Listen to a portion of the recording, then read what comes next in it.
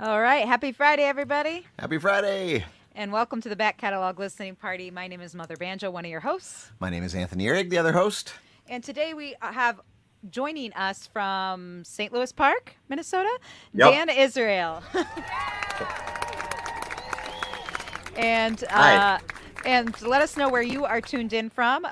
Looks like folks are joining the party. Chris from Savage with, of course, an Uda Pills. All right, nice. And Alan joining with his gin and tonic from Texas. Connie from Richfield.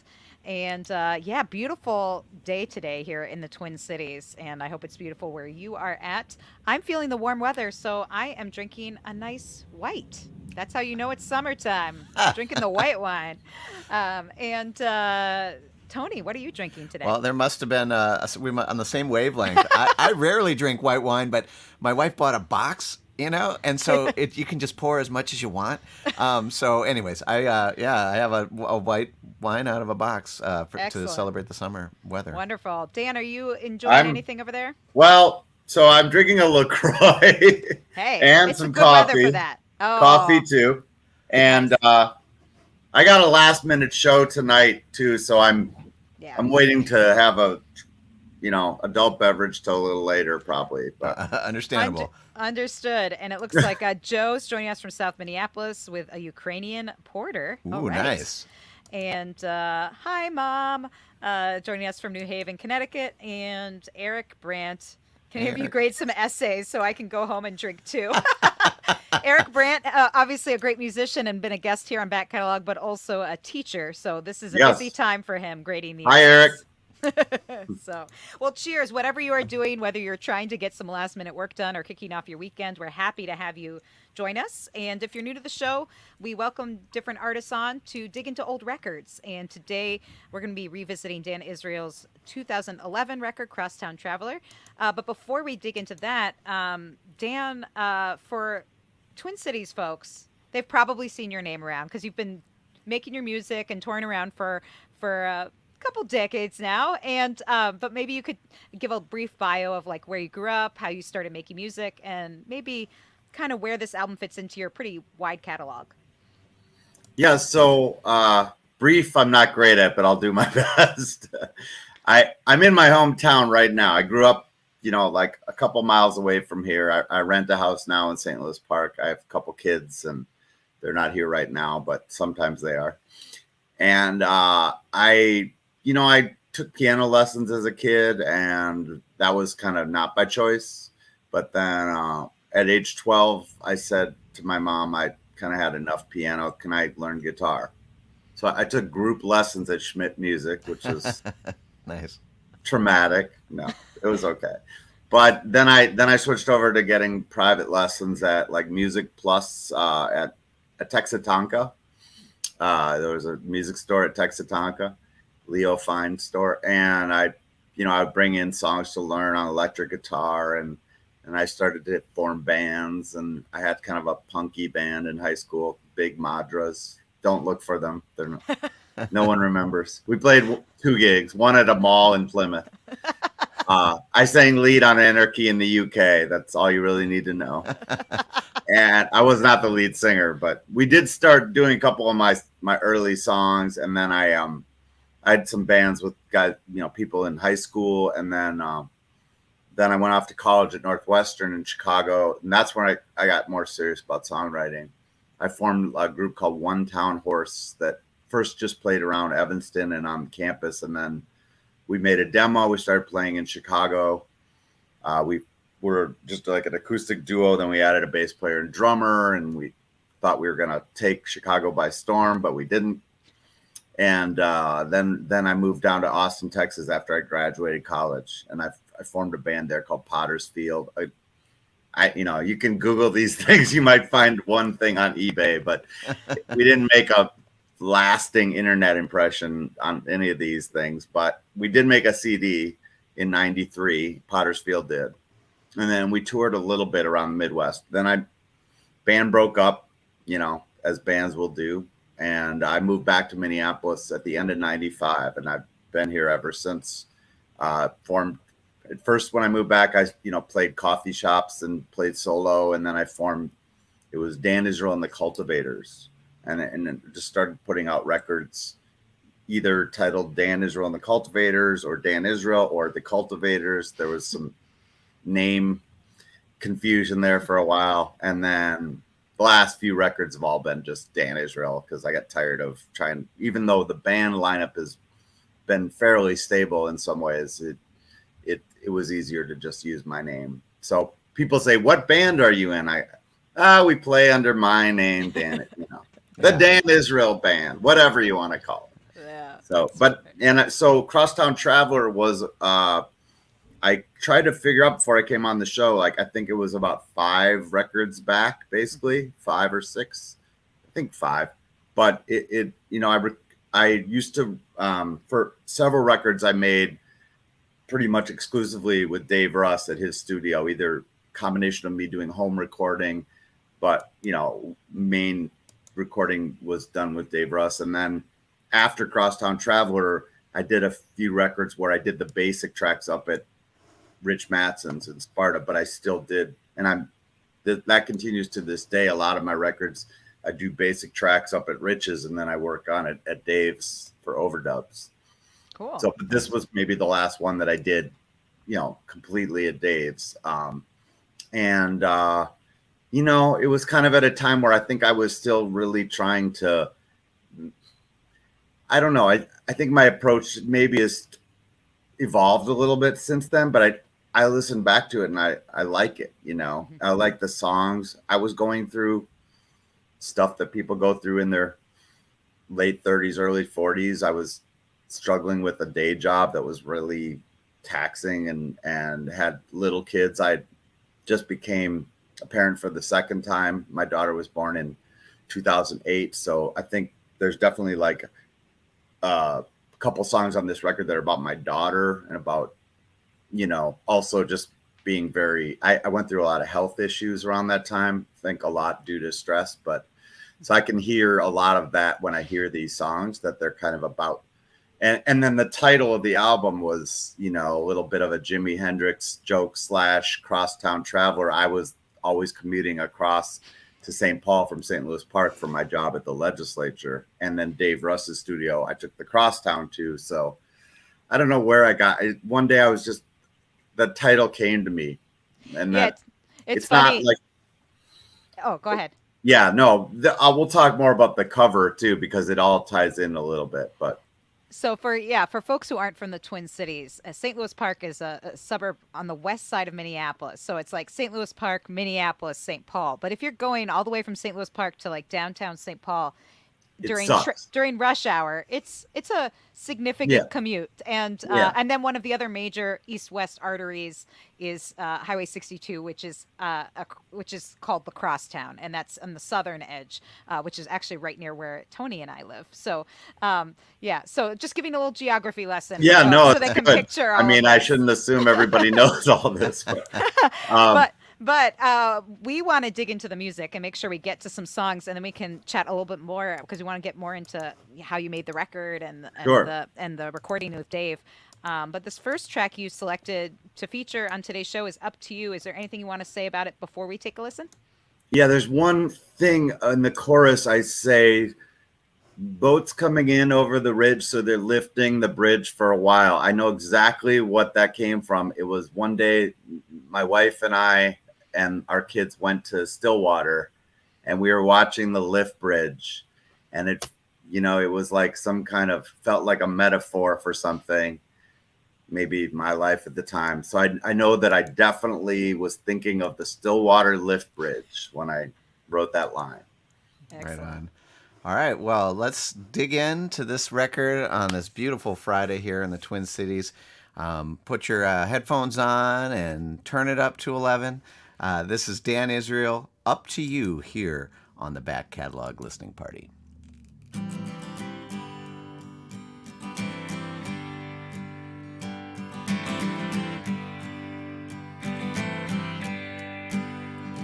Paint a little picture, let yourself unwind. Portrait of a blip made from time to time. It ain't enough to carry the tired dream for. Don't nobody care about some old award. You can try to knock me down, but I won't run. A little worse for the wear, but I ain't close to done. Just because it ain't like a simple fairy tale doesn't mean it's hopeless and just doomed to fail. Boats coming in over the ridge, so they're lifting the bridge for a while. When you're all bottled up, got no room in your cup for a smile. It's a long way to here, and the path stretches out to the sea. You can weep or rejoice, it's your choice how you want your life to be. Take a little trip now, somewhere back in years. Look at that young man, overcome by fear. He never made no peace with that Clarion call. Now he wants to let go, let the damn chips fall.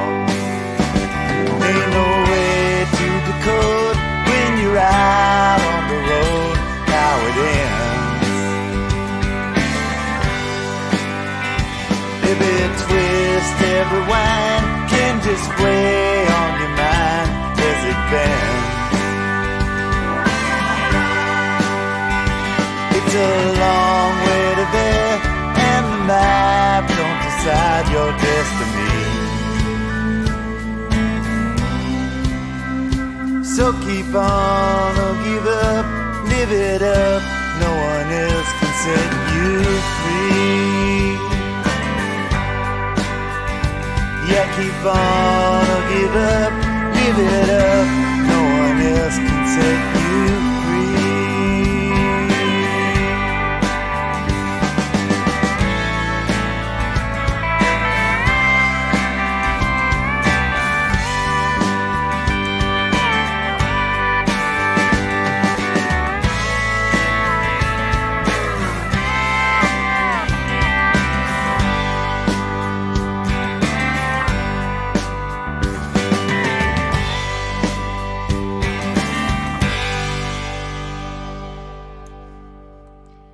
Dan Israel with Up to You from his 2011 release, Crosstown Traveler, which we are revisiting today on the Back Catalog Listening Party with Dan Israel himself, joining us from St. Louis Park, Minnesota. And Chris wants to know, John Prine influence?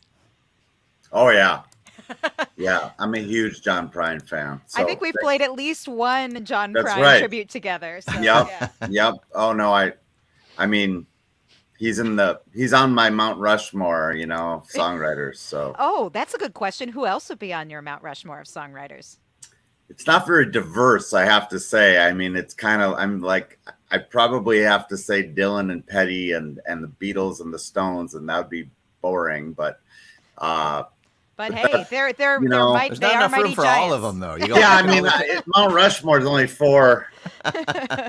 I need multiple Rushmores. Yeah, Mhm. but Peter Himmelman, yes, Yeah. absolutely, Joni. He's an influence and a friend and a mentor, all of the above.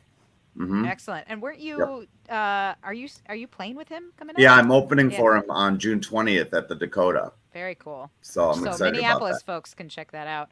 Yeah, But yeah, there was so much. What a lovely song and great thank way to you. start off the show today because it just felt so warm and hopeful. Thanks. And Yeah, I feel like I needed that today. So thanks.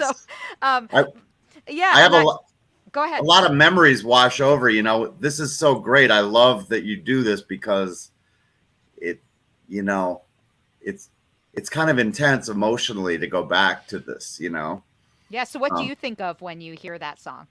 well, there's like a couple lines. I was career frustrated, definitely, and there's a line, nobody cares about some old award that was like I had won Minnesota Music Awards, and I felt kind of silly that I was still telling people that that were 5 years now. I'm still telling people that. I guess I don't feel as much shame anymore. But then I also remember that we had a pedal steel player, John Schulberg, and he played a beautiful part on that song. He was kind of in and out of the band for a little while at that time, and it was a nice thing to have as part of our sound. And that Pete Sands, his keyboard, his organ on there sounded great, and just the lyrics are real, like kind of they're a little bit staring into the abyss, but trying to give myself a little bit of a pep talk, like this isn't, being down about everything isn't the way to live. You can make it's up to you. That was the essential thing. It's up to you how you want to see everything in your life, Yeah. Well, I So think that's a message that I think we could all take to heart right now. With yeah, the world's heavy and there's a lot yeah, of hard things out there, and I think we need to remind ourselves of that. And I have to say that organ and the pedal steel on that, those are the two notes I made actually from the song, organ, pedal steel. So I'm glad you mentioned yeah, that. I yeah. definitely wanted to know about the pedal steel. Yeah. That's a nice comment from Joe. And actually, I was going through an addiction situation at that time. I actually hadn't really fully confronted it yet. I was sort of hiding an addiction at that point, but yeah, that was part of what went into the whole song in that time period too. Just I was under a lot of pressures from a lot of different directions, and I can hear it in this album. Not it's not all painful, but I can hear it in the lyrics that was going on. So when you as I mentioned at the top of the show, you're a very prolific songwriter, like you write a lot of songs, and I'm curious as to like you were mentioning a lot of these songs, you can hear what was going on in your life. Is that sort of part of your regular practice? Like are you often documenting kind of how you feel as sort Yeah, of like a daily process or? sometimes really depends, Ellen. I mean, it's like I go through periods of time where I'm not doing that inventory and I kind of miss it. And actually, it's sort of like now I'm not in a big writing mode right now, partly because I'm just playing a lot and busy. But one thing I meant to add this too. I realized this was one of the first albums that I had songs. Well, it wasn't the first one, but that song that we just heard was written in like open G tuning, and I was really playing around with that a lot. For people who don't play guitar, it's just different way of tuning your guitar, but you get some different sounds and you have different chords that come out. And I maybe was just trying to find different ways to approach songwriting. So this one was in an open G. Like Keith Richards uses that. If that helps anybody. If it works for Keith Richards, Yeah. Well, and that's come up on the show before, and I think it's great for all the aspiring songwriters out there. Sometimes if you're in a rut or something, just try new tuning, maybe grab a different instrument that you don't know what you're doing, and it brings something else out, doesn't it? Not knowing what you're doing is the key thing. Yes. Is that whenever I pick up a guitar in a different tuning or a banjo or a mandolin or something, I have no idea what I'm playing because I'm not versed in what the chords are. I might learn a couple chords, but once I get a vocabulary of a few chords, I probably no longer know which ones I'm actually playing. And that itself helped me get out of some ruts, because I would be really frustrated. Oh, I just wrote another song with G, C, and D. Well, guess what? those are G, C, and D too, but I don't know it. And the ignorance is bliss thing, you know? Mm-hmm. Yeah. So, You're not overthinking it. Yeah. Right. Mm-hmm. Yeah, Yep. for sure. Yep. Good point.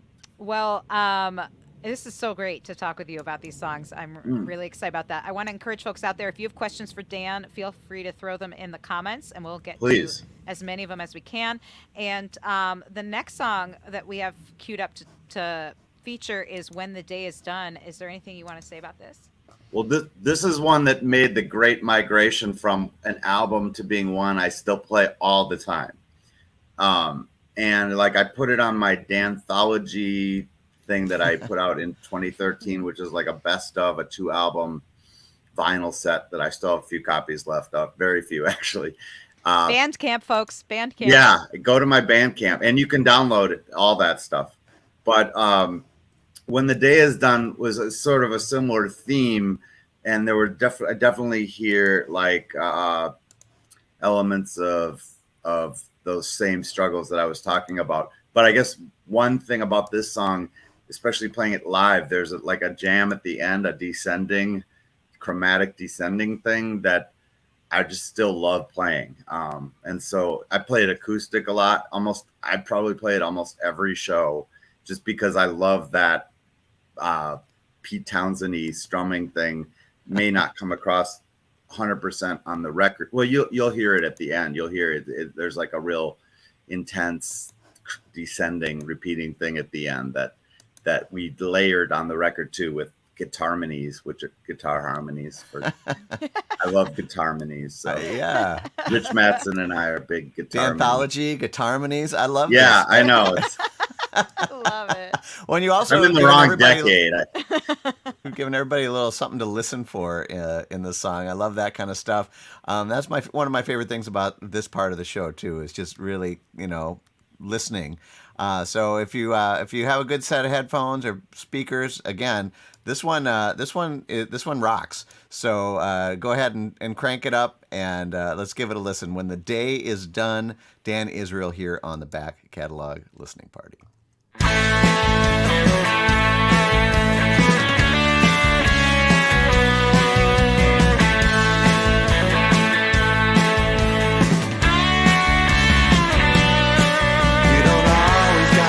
So down, you don't always gotta be so sad.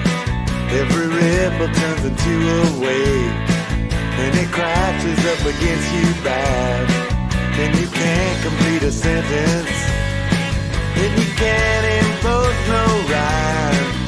When the day is done, just like everyone, you just need a place to hide.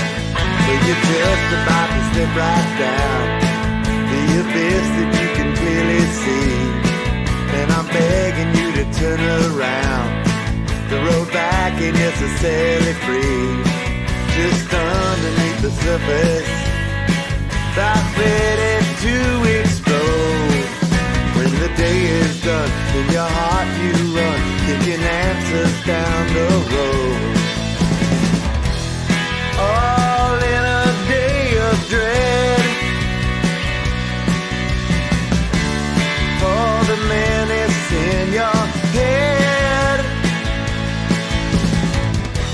I'm pretty sure you'll be alright once the sun retreats tonight.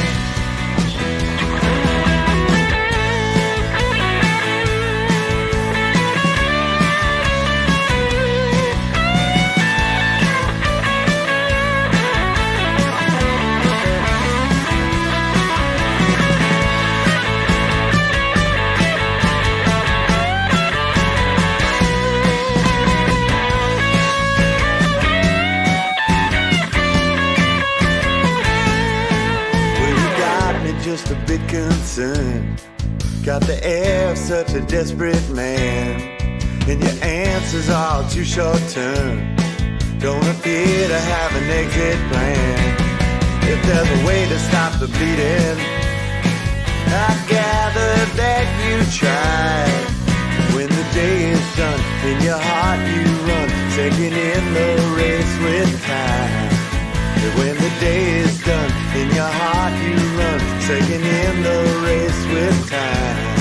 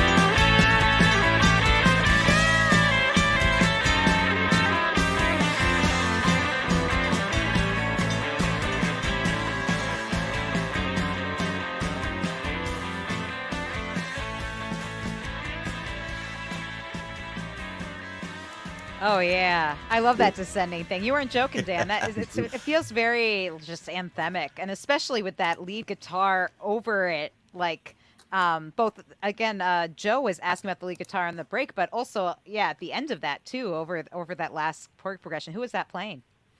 Me. Oh yeah. Yeah. Oh, And so right. that. Thank you. Here's the thing. I'm not like known as a guitar player, but I wish people would have me play. Here, I'm telling the world, have me All play right. lead sometime on your albums, people.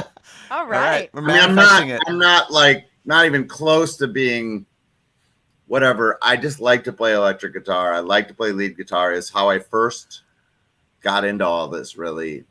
And Schmidt music, man. yeah, yeah. I mean, I would bring Led Zeppelin songs and all this stuff to my guitar teacher, and I really nerded out over, that kind of stuff when I was learning guitar. And David Gilmour, people like that, Really even great tone, man. the Like dreaded Eric Clapton. I mean, well, Clapton, once upon a time, Yeah. had some interesting guitar stuff to learn. So and so that was a song where I just said, you know what, I really know what I want here. And Dave Russ just said, all right, do it. And I'd like to think it kept going for like another 10 minutes. yeah, it was a long faded it's out. a long fade. The other thing, thematically, lyrically, I wrote this down because it's like a thing that I've talked about a lot in my life. So I mean, I suffer from depression and anxiety like a lot of musicians, artists, just a lot of people. And now, a beautiful day like this, it's hard to be not in a good mood. But in general, I'm better at nighttime. My mood is significantly improved a lot of times. And so there's a lot of lines, the song, when the day is done, there's like the bridge, it says, you'll be all right once the sun retreats tonight. Like, I sometimes sort of suffer through the daytime mood wise. And so it was sort of about that, that pattern I have, that I feel better when the day is done. Then I feel like myself, and I kind of struggle when the sun is out. Well, Sometimes. that's also interesting because I'd be curious to know, like, is that when you like to write? Do you like to write at night and Yeah. also record? Like, do you prefer Usually. the night sessions? Yeah. I prefer it. There's a Paul Westerberg song, "What a Day for a Night." Love that song because it's like, that's kind of how I feel. Like people will say, it's a beautiful day, and I'll think, yeah, it'll be beautiful around dusk. It's sunny, but my mood doesn't always correlate with sunny days. And I really do love dawn and dusk. I'm not up at dawn very much. So Maybe so up it's all until dusk dawn, for me. perhaps. Yeah. Well, Maybe you're in, staying up till dawn in my younger years a few times. you're in the right line of work. Yeah. Yeah. Yes. Right. Exactly. This has been a lot of fun to sort of talk Yes. about the songs, but I do want to talk a little bit about the studio stuff. You were starting to talk about the personnel on the record Hmm. and you said it was recorded at David Russ's old studio, which by Yeah. the way, so this is a photo of right of the neighborhood where Yeah. which building was it in on the left? Yeah. The one on the left. Yeah. It's right by that. It was because he's not there anymore, but it was 54th Street in the Comas area Yeah, off 34th Avenue. this is like 2 blocks from where I used to live, Yeah. and I can tell you right now because I recognize the home video sign, which of course Yes. it's Yeah, me not too. Yes. no longer a home video, Oh no. but I loved that home video. It was great. The guy who owned it like knew all your video tastes. It was Oh, that's so classic. cool. But on the left, right now, it's a wellness center, and there's also a doggy daycare. Okay. I think over there. But yeah, so Yeah. I didn't know that David Russ had his studio there, though. Yeah. Well, his studio has always been called "It's a Secret." So see, you're not supposed to know it. Well, I love So that this picture is right. It looks like as the sun is going down. yeah. So it's very Yeah. It kind of appropriate. fits That's when you hit the studio. exactly. And these are Steve Cohn's photos from that time period. You, you know, we didn't document a ton of it video wise or anything, but we definitely were. You know, and thinking back, I think some of these were probably intended to be for the album cover, but then we didn't. We went. We'll talk about that later. But we went in a different direction for the album cover, obviously. So who's the accordion player? That's Pete Sands. So that's Peter Sands, who plays with Adam Levy. You know, he still plays in Turn Turn Turn and played with the Honey Dogs for a lot of years. Molly Mayer. He was in Big Ditch Road. He was the bass player for Big Ditch Road a while back. That's old history now. And I was thinner then too, by the way. See if I can We find all some were more thinner characters then. here. These are videos, but maybe there was you said who was playing guitar there? That's Randy Casey. So Randy, when we played live, you know, over the years, occasionally Pete Sands would play keys with us sometimes, and Randy would play lead with us sometimes. So it was sort of like me and Dave Russ and our bass player, then Chris Bowring, and then we were like a power trio. But then sometimes we would have those guys. Sometimes Dave's wife Jenny would sing with us. Jenny Russ, who's still singing in Saddle Sores. She just sang with Becky Capel last week, and this is Dave here at the helm. that's Dave. Yep. Mm-hmm. And he's Awesome. been in tons of bands. He was in Something Fierce and Holiday Ranch in the 90s, and he played with. I could give you the list, but we don't have that long. And this is his wife. Is that Yeah, right? that's his wife Jenny, and that was actually. I said I'm opening for Peter Himmelman at the Dakota. Well, I think this was opening full band for Peter at the Dakota in 2010 or 2011. And I think it was the first time we ever played the Dakota, actually. Kind of a rare Excellent. thing. So Cool to see the shots from that era. And Yeah. for folks who aren't here in the Twin Cities, the Dakota is like is kind of like the big kind of like jazz club, but they do Right. obviously a lot more than jazz. But it has that vibe. It has Yep. it's like a circular thrust stage and with Yep. like tables and chairs and it's very classy joint. it's classy. People listen. You know, it's It's a great room. It always sounds fantastic there, and it does. yeah. Yeah. Craig Eichhorn does sound there, and he's great. And it's always been a cool. I mean, I haven't played there very much over the years, but when I have, it's always been kind of special to get to play there. So I mean, any venue where like Prince decided that's where I'm going to audition my next drummer. Right. he had like a spot in the balcony that they. Oh yeah, they kept for him all the time. Yeah, uh-huh. He would just sneak in to see shows and stuff. But yeah, it's a cool Mhm. venue. And Nikki joined in saying, "Oh, Dave, yeah." And and actually, speaking of live sound, Dave Russ also does live sound amongst his many talents. He does kind of everything: drums. He does recording. He does live sound. Embarrassment of riches. He is, and having a drummer in your band who is also very well versed in running sound is really helpful sometimes. Like he can kind of advise some of the less experienced sound people when needed. Yep. He's he's really good at tweaking things when they need to be tweaked, and I was never great at that. You know, I'm not. My assertiveness on advising sound people is not great. Well, speaking of sound and this band that you have and the studio, I mean, this is all like very much a big production that we're listening here to today. And I'm curious about when you sit down to write this stuff. Is it coming out with that in mind? Are you thinking, all right, man, I got this 5-piece band and we're all rocking out? Or are you adding that stuff later with their input?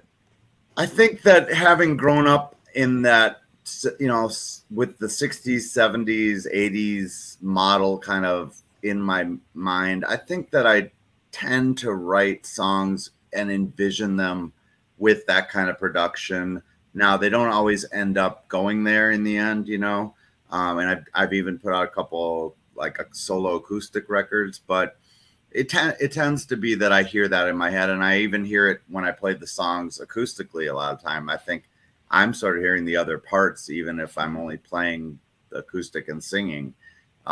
So that, yeah, I always just wanted to, you know, I guess you could say it's imitative or aspirational, but I always wanted to take that complete rush of adrenaline I got from hearing those classic rock type songs and create something of my own that felt as powerful as that, you know. And then in my, sometimes I'm like, I'm not sure I've ever gotten there, and approach that, you know, everybody goes through the, am I as good as my idols thing? And still trying, I guess is what I'd say.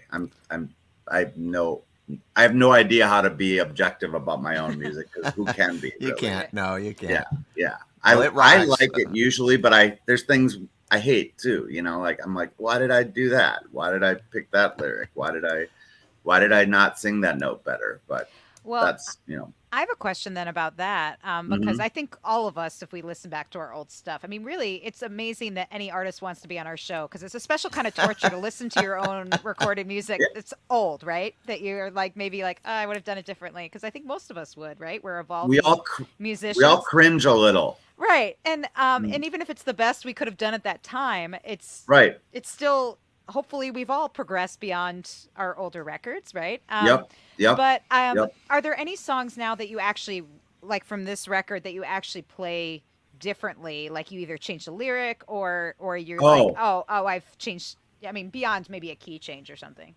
Not from this record necessarily, but it's funny you mentioned the lyric change thing. So there was a song of mine that I still play quite a bit, but it's not on this record, but it's called "Come to Me," and it actually won one of those prestigious Minnesota Music Awards. It was Song of the Year in 2005, and there's a line. It just bothered me. I was trying to talk about, you know, substances, and I said booze and drugs, and it just never sat right with me. So I just changed it to "All You Do" or something. You know, if somebody really lined it up and listened, they'd be like, God, you totally, and you didn't even change it for the better. You just kind of made it more murky, but it just, I can't stand that line. So I just changed it, you know. It just sounded so sophomoric or something, you know. So you're not the only one who's changed the lyrics after it's been recorded, right? We've had guests I mean, talked about that it happens all the time. And then there's songs that you can't, and I don't want to say can't, but there's like Warren Zevon. There's somebody who I love his music, but there's a couple lines that I'd be like, you could not play that song now, or not with those lines. Even if he was being ironic, it just sounds horrible, you know?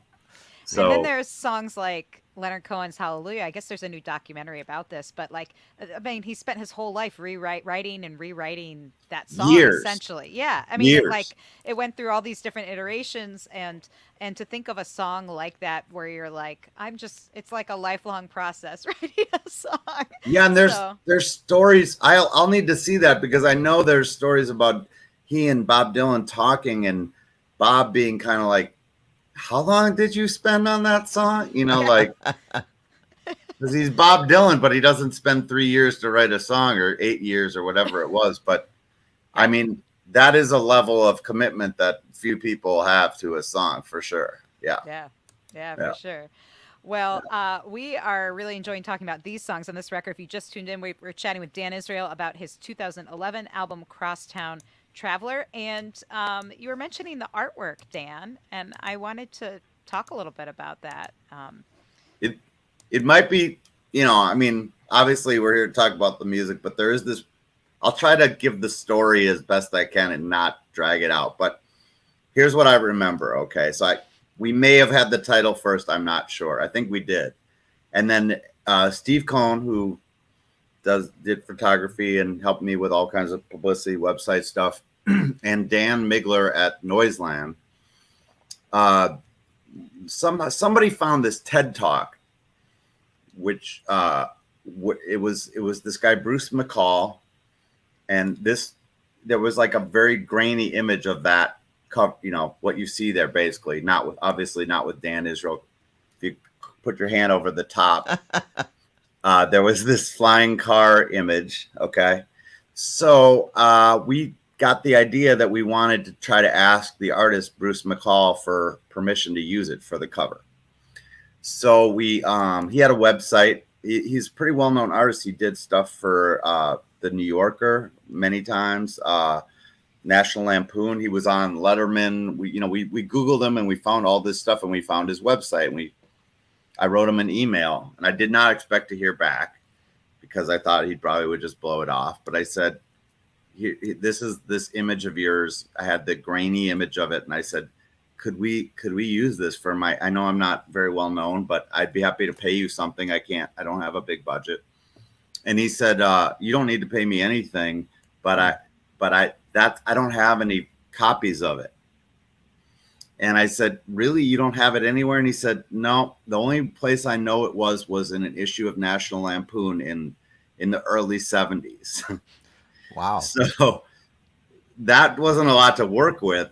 So I started, but I really wanted the image, and I was psyched that he gave me free permission to use it, if only I could find a high res version of it, right? So I started Googling, and Steve helped me Google, and eventually we found the magazine on eBay, and I bought a copy of it for like $10, and I got it, and there it was, and we scanned it, and we got it. But here's the really strange thing. Okay. When I finally sat down, it actually took me a while, but when it was part of a fake ad. The image was like it's a little bit hard to explain. It was like their Cold War or World War II issue of National Lampoon. They were making jokes, probably not politically correct, but it was sort of like about the Cold War. If you look at the image, you can see that one plane is USSR and one's the USA. And then in the copy for the fake ad, there were two really strange things. One, it was talking in the fake ad about commuting by flying car between Minneapolis and St. Paul, which was no way. strangely what the whole genesis of the idea was in the first place for the Crosstown Traveler. And then it also mentioned speaking Esperanto in the ad, which is like a artificial language, was created in the early 20th century or late 19th century, like to be a universal language. Right. Esperanto was the name of my first album.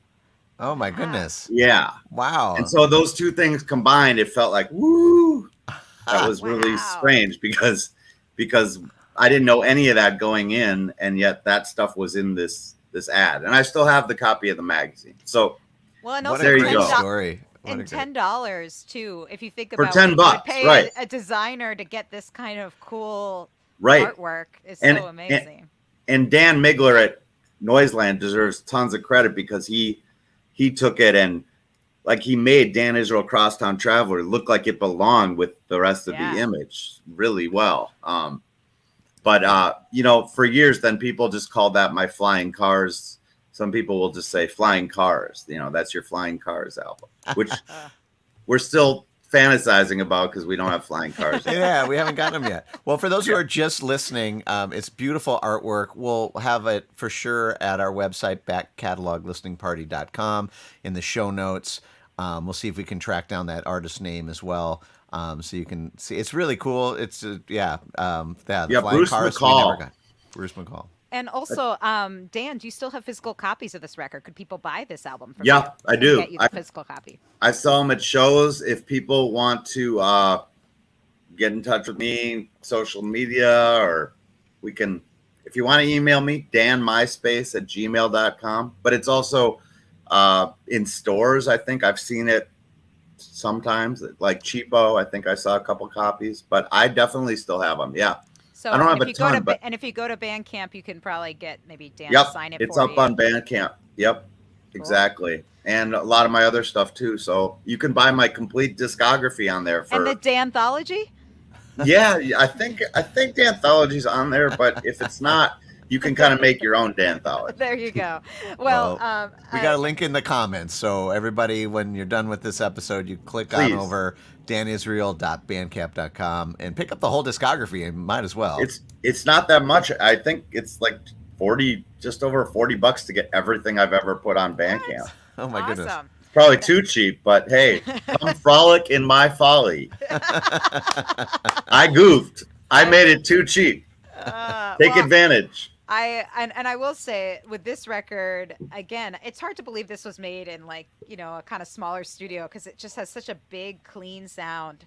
And Yeah, so well- if folks are want to get the full big band Dan effect, then you want to get the album or listen on the high res files Yeah. because it sounds great. For sure. Thank you. Yeah, Dave Russ did a great job. I think I credit him as co-producer or producer because he would, he's incredible. And Tom Garneau mastered it, so can't go he's wrong great. there. That's great. Yeah. Well, let's dig into the songs. We have two more we want to get through if Okay. we're able to. So this next one is I'll Get Along. Is there anything you want to say quickly before we take a listen?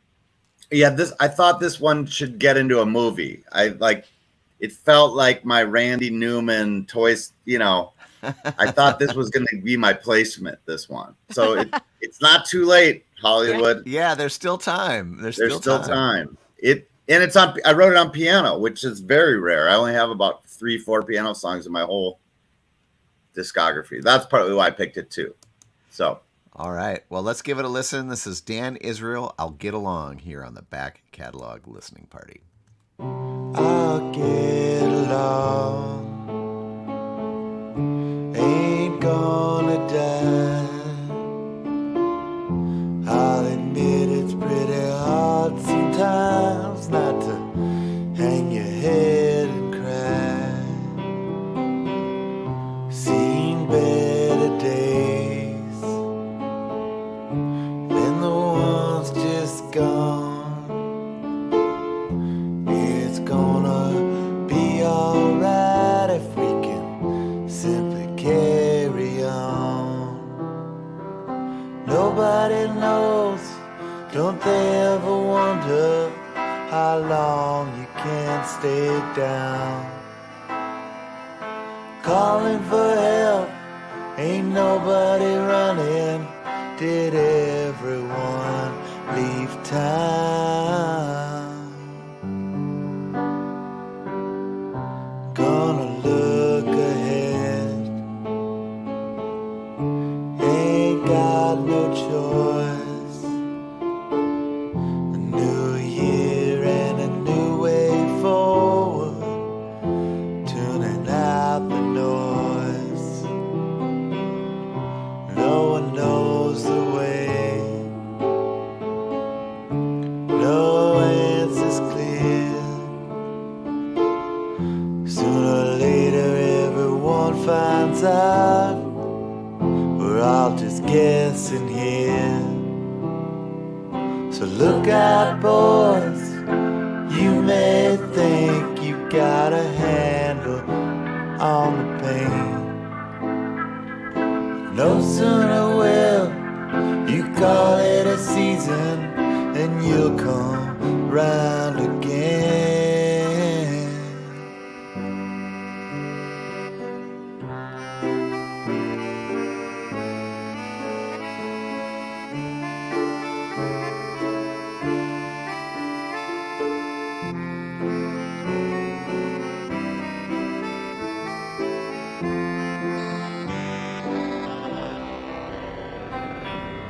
so I'll get along.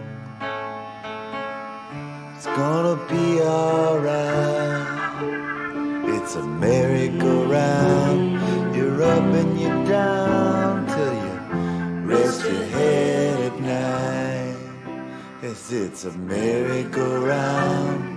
You're up and you're down till you rest your head at night.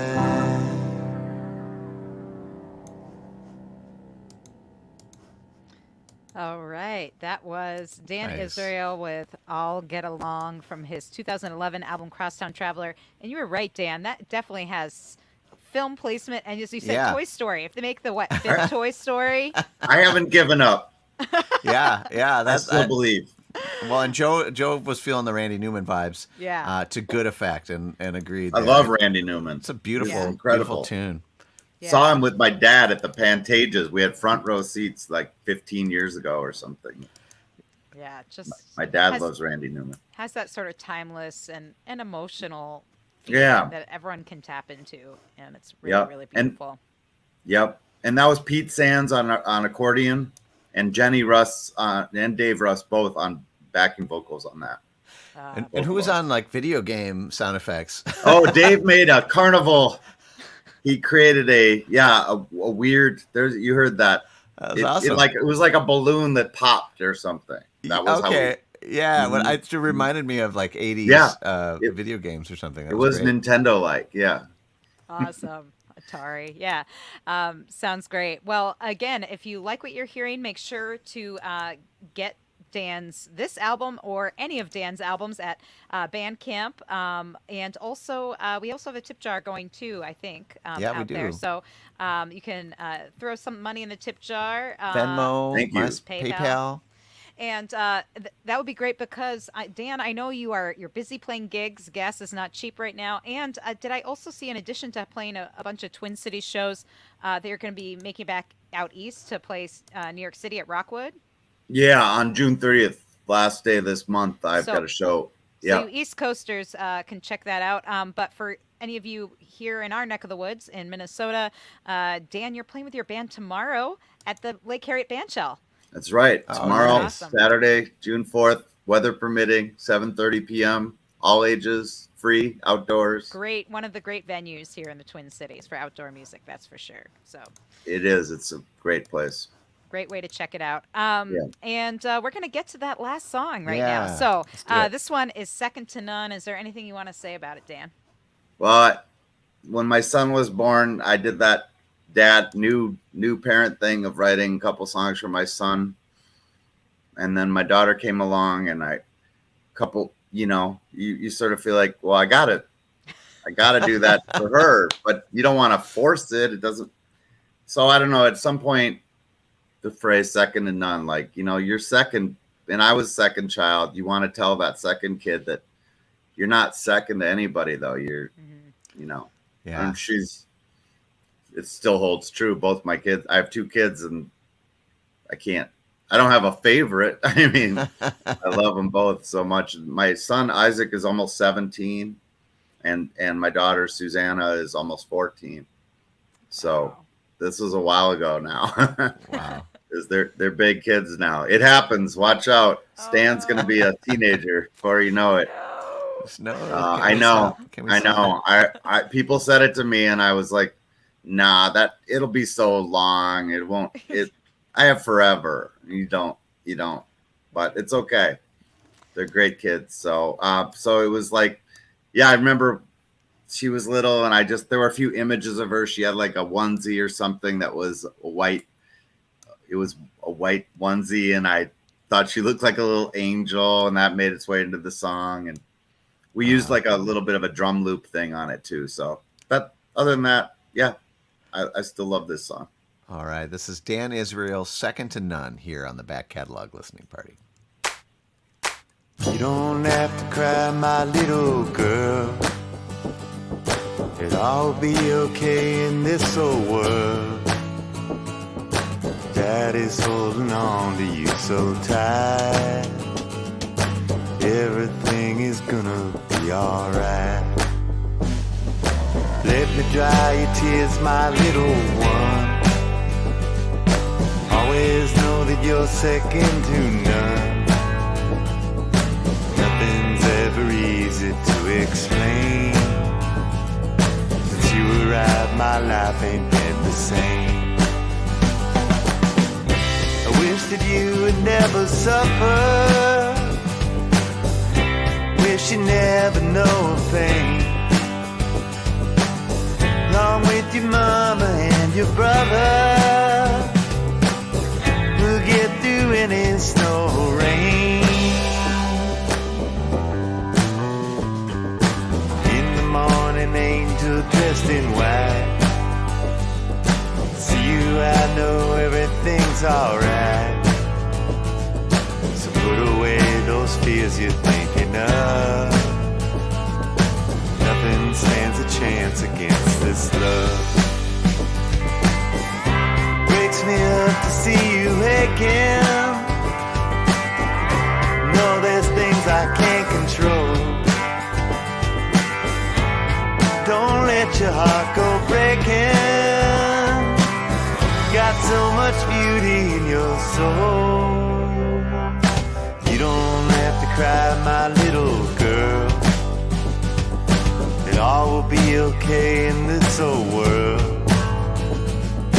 We all got each other now, you see. There's nothing else we're ever gonna need.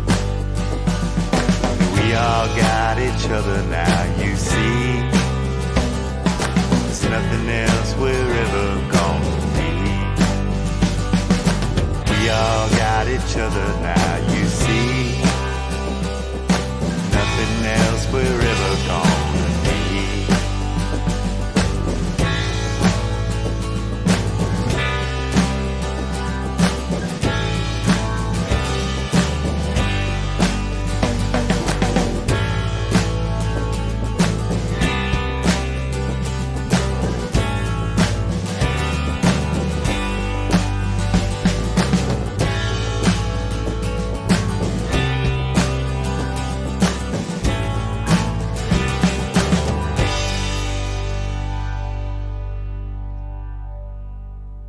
All right, Dan Israel with Second to Nice. None from his 2011 release Crosstown Traveler, which we've been revisiting today on the back catalog listening party with Dan Israel himself joining us. And what a great tune about your daughter. It's just like, Thank you. what a great way to end today's show. Yeah, Thanks. good feels. Yeah, good feels, which we need desperately. I've So- got a couple of young daughters at home, and yeah, that was a really nice tune. Thank you. And as a second child as well, I appreciate that. Yep. Second to I'm one none. too. So. Yep. Well, So now, does your daughter is she aware of the song? Is There's been a bit of an embargo for the last few years on me playing these songs when they're there. yeah, Gotcha. They don't care if I play them, but they don't want to be present, have everybody looking at them like, oh, isn't that cute? Your dad wrote a song for you. Yeah, So, but I always figured if they get older, it'll be a good thing. absolutely. Yeah. So, but she plays violin, Nice. and my son plays trumpet, and Awesome. I just signed her up for She Rock camp Oh, this nice. summer. That's Nice. awesome. That's like a Cases. girls like rock camp. It's Right. Awesome. So she's gonna learn some electric guitar too. Nice. If only she had somebody who could teach her. I'm betting she doesn't want to take lessons from you. is my No, guess. but I have guitar she can play. So Right. Nice. That's gonna be nice. Wow, Yep. that's amazing. yeah. Very cool. And yeah, and Joni says very cool to have that for the rest of their lives. That's, Oh, that's yeah. And It's a Yeah. good feeling. Yeah. I think that's special. Well, thank you so much, Dan, for taking the time to chat with us today on the Back Catalog Listening Party. We've been trying to get you on the show for a while. And I finally know, the we went stars through- aligned. We went through an agonizing several months of I was like, moving when's around Dan going to dates be and- on the show? But, you've been busy, which is a good thing. I mean, Yeah. any musician who's been busy, especially after the last couple of years we've had, yeah. we have to appreciate that. And I always say, like, having a gig is the very best reason to not be able to be on our show. Absolutely. The show was born because there were no gigs, and now yes, we want to only catch you when you're Well, not playing. I'm really grateful to both of you for persevering here and getting me on, and thank you to everybody who tuned it in. And I'll be sharing this all with my fans again, making sure everybody sees this. So thank you all who tuned in live. I appreciate it. Yeah, this Awesome. is so great. And we want to say if you tuned into the show and you are liking what you're seeing, whether you're watching it live or later in the time space continuum, give it the thumbs up on the YouTubes and direct more bots to Dan Israel. I always point the wrong way. Dan Israel. And also you can subscribe to our YouTube channel because we do this every week, not with Dan Israel every week because he's too busy, Yes. but with different guest artists on. And I think next week, maybe Natalia Zuckerman, possibly an amazing guitarist and songwriter, will be joining us, I think, from New York. So subscribe to the YouTube channel. You can find out what's coming up next. And we want to thank our Patreon people because these are the folks that keep us going every week and have kept us going long past. We might have abandoned this as we had gigs of our own, but folks were like, no, keep it going, keep it going. So Penny, Ann, Alinda, Bevan, Connie, Vaughn, Alan, Chris, Alex, Becky, Galen, Peggy, Joe, Jim, Beverly, and John, Fred, Tim, Sarah, David, Jocelyn, Court, Matt, Steve, Mark, Homestead, Pick and Parlor, Severin, Lynn, Craig, Jake, Mary, Many Tracks, and she just joined today during the broadcast, Nikki. Thank you so much. Welcome, for Nikki. Joining our Patreon family. And for our top tier patrons, we are actually going to be doing a little after party on Zoom with Dan, and we're going to share one more song. And Nikki, you just got an email with a link to that Zoom after party, so you can join us there when we get off the air. And Joni says, no, please don't abandon this. We won't, because folks like you tune in and support it. So thank you so much for being Honest here, to Joni, goodness, a like regular. if nothing else, just that you're here every week and we're listening to music together. Like it's a connection that only music can make. And it only works because of all of you out there. So once again, a huge thank you to everybody who tuned in, and a big thank you to you, Dan, for doing what you do, sharing your art with the world. Thanks. And bringing the music. This was super fun and it's kind of emotional. Good in a good way. Well, hopefully you'll get the tissues out and work it out. Have a great, I know you're rushing up to a gig, and then tomorrow you have your big Lake Harriet show, but we'll see you out at the stages this summer for sure. And again, thank you so much for spending at the Zoom time. after party. Thank you both. Yeah, Zoom after party. Yeah, actually, you're right. All right. In See a you couple over there. minutes. Okay. But for see you in a everybody minute. else out there, thank you. Have a wonderful week. We'll see you next week on the Back Catalog Listing Party. Cheers. Cheers.